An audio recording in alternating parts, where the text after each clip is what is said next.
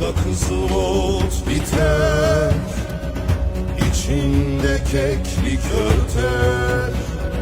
Dağda kızıl ot biter, İçinde keklik örter. Eşkıyadan da beter.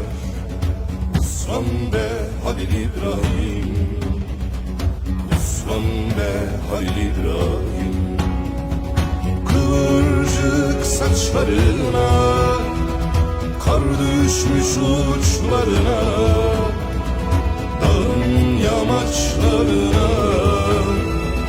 Yaslan be Halil İbrahim, kıvırcık saçlarına kar düşmüş uçlarına, dağın yamaçlarına.